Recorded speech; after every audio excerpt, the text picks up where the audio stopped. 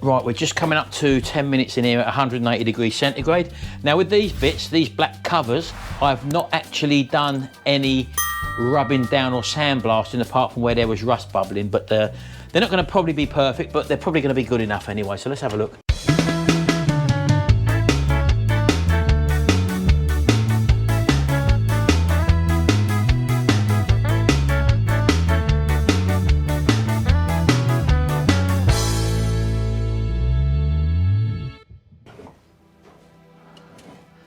Right, let's put that over there. Let's turn the oven off now.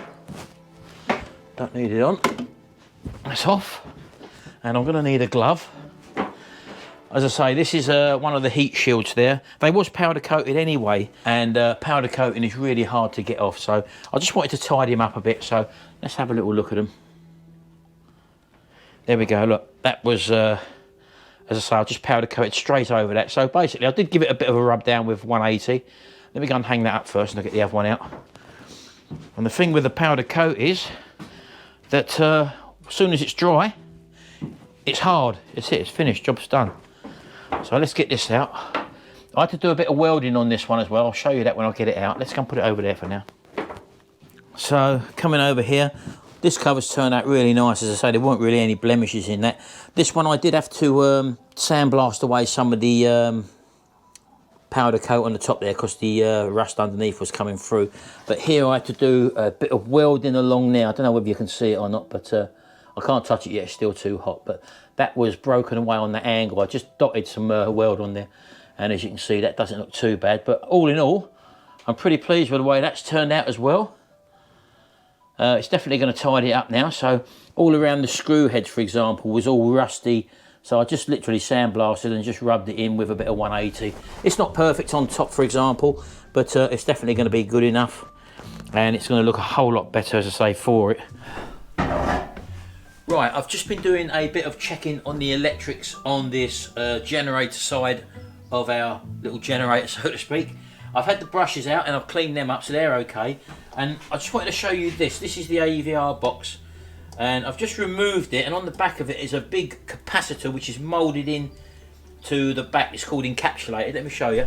Now again, I'm not really going to be able to test this until we get it on the generator, but as you can see there, that big capacitor sticking out the back is, I don't know whether you can see it or not, but one way of telling if a capacitor's on its way out is the lid's bulge on it, and that lid on that one is actually bulging upwards. You probably can't see it. You can probably see where it's unravelled a little bit there, as opposed to that side where it was folded over. So that's not a very good sign. Again, I don't really know for sure, but all I can tell you is that the visual inspection which I'm doing on this capacitor there, as you can probably see, does show a bulging, which means that a capacitor is on its way out. So there's a very good chance. There's nothing you can do with this. As you can see, it's all encapsulated in a resin. You can get replacement ones of these. I'm going to be possibly on the lookout. Well, we'll try it out first though and see how it goes, but that's just to show you that something to be aware of. You can do visual inspections, and that visual inspection on that capacitor isn't looking very good at this moment in time. So I'm going to carry on now. I've cleaned all this out, blown it all out, I've had them out, and I'm going to put this back together now. So while I'm waiting for them to dry, I'll bring the cradle back round here and we can start putting things hopefully back together in the cradle. So I'll put you on a bit of time lapse for that.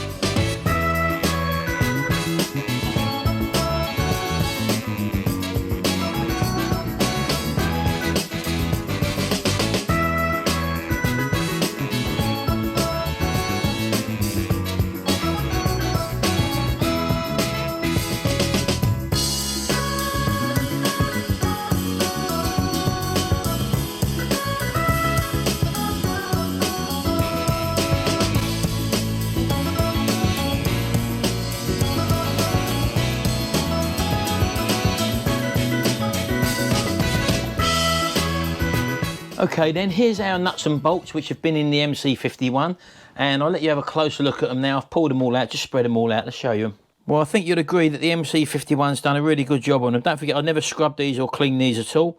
This is the finish as they've come out of the MC51, back to their steel colour. All the rust has been sort of eaten away. Now, I've got this perma blue here, which I did mention in my last vlog. It's a liquid gun blue. It gives these bolts a black or very dark blue finish and gives them some sort of protection. This is a little bottle of 3 fluid ounces or 90 ml, and that costs about £12, so it's very good stuff. All you do, you normally paint it on a gun barrel and it turns it blue and protects it, but I'm going to just pour some in the little container here and then just dip these screws in.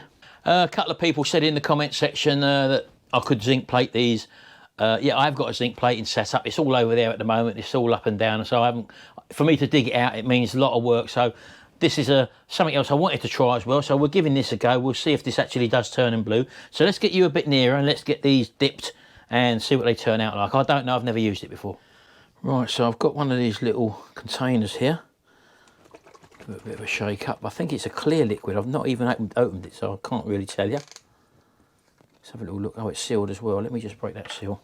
I don't know much about this stuff, but I did see it used once and I thought that's quite a good idea. So we just pour a quantity back in there like that. Now don't forget, I can always put this back into the container. And all I'll do, first of all, let's try one of these little nuts first of all. I'll just drop that in there. As far as I know, it should turn it sort of black.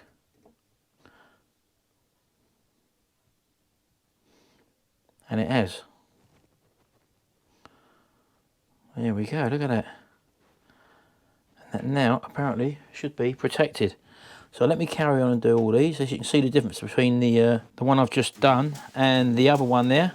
It's made it all black and that should be protected now. So I'm going to do the rest of these. Might as well put you on time lapse for that. You don't want to see me dip all of these, and I'll see you in a minute.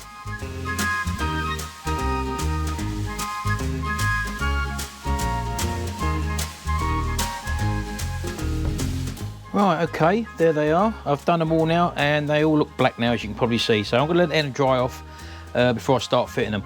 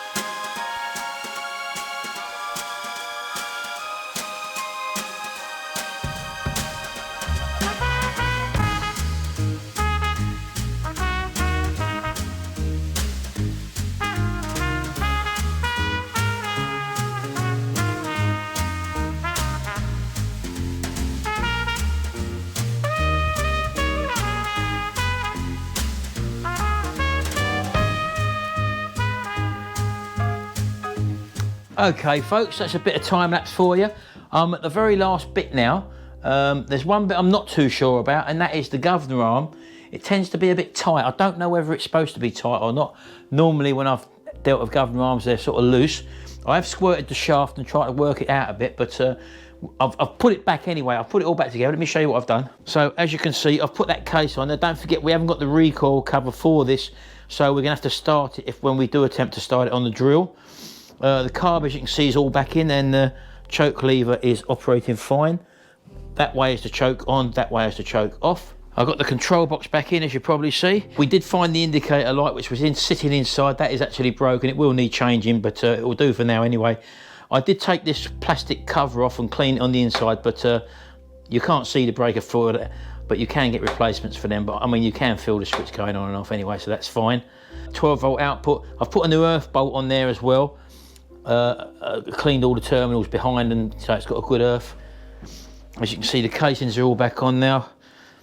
Earthed the chassis up again properly, which it wasn't done before. It was all rusty. So coming around here, as you can probably see, casings are all back on. Everything else is all back on. I've got to take the plug out just to clean that, because it had a bead of oil, if you remember, in between that, so that's not a problem. The fuel gauge is now fitted into the tank, as you can see, with new screws. And so I'm just going to slide the fuel tank in position now. I've actually filled it up with oil as well, so that should be fine. So all that's left for me to do is to get the fuel tank, slide it carefully in there. Don't want to scratch anything. And all I've got is 4 more bolts to put through there, nuts and bolts. That'll hold the fuel tank in place. Push the hose on while I'm here. The hose was actually in pretty good condition. Let me get a pair of pliers first. Just crimp that clip up and pull it backwards. And then obviously push the fuel hose back on. Quite tight that, which is a good thing.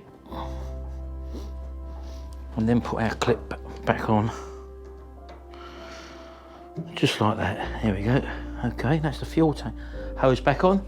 I've got the air filter to go on, so I might as well slip that in, although I may have to obviously take the carb off again if I have to sort this linkage out. I've put all the new springs on, by the way. So let's get that in there. Like that. I should just clip in there like that. There we go. How about that? Happy days. Right, okay. It's now time to put some juice in it. Right, okay. I did give that tank another swirl out, by the way. Remember I said I had to do that? We'll have to probably put all this in. Let me get a spout. Start to pour that in there. Okay.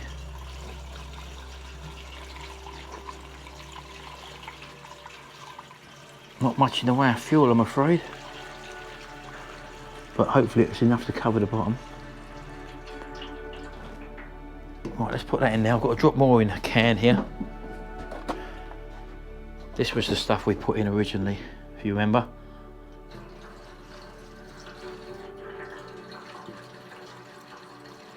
Right, okay. Now I'm hoping there should be enough in there, I would imagine, to start it. I can see it's covering the bottom, so I'm happy with that. It does need a new one of these. It's got holes at the bottom there, as you can probably see, but I will drop it in anyway. So let's put that in there. And screw the cap back on. It's not reading on the dipstick because it's just covering the bottom. Right, the fuel tap is off at the moment, so I'm going to put that to on. Now hopefully we're filling the float bowl up now, so I'm not expecting this to start first of all. Oh, it's actually got a little indicator there, I didn't realise that. Actually telling you that that way is a choke on and that way is a choke off, which is handy. As you can see, I've reconnected up the wires down there. I'm going to turn the engine switch to on. It doesn't matter about the breaker because that's only for the output side, so, but that is in the on position anyway. So that's on now. So I've had the plug out, I've just cleaned the plug out. Let me put that back in. I hope this is going to fire up. But as I say, I'm not too sure about that governor arm at the moment being tight. I don't know whether it's supposed to be like that or what, so we'll have to play that one by ear for the moment. Or we don't even know whether it's going to start up. We did have it fire, as I said to you before, when we put some easy start in it. But we haven't actually had it running. Right, okay, that's it. Here we go. I've got the attachment for the drill. Let's put that in there. Petrol's on, choke's on. Oh, I go again, I don't know what the revs are going to do. What's fully open? That's closed. Right, okay, so let's try this. I think it's in the closed position at the moment. Here we go.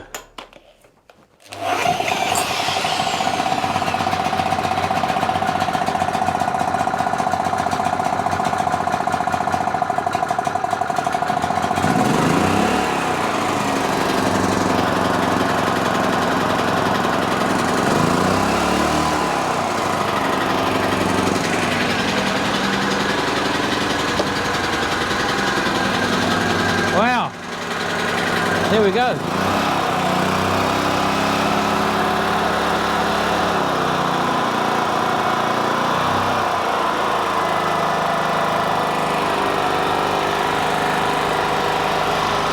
How about that?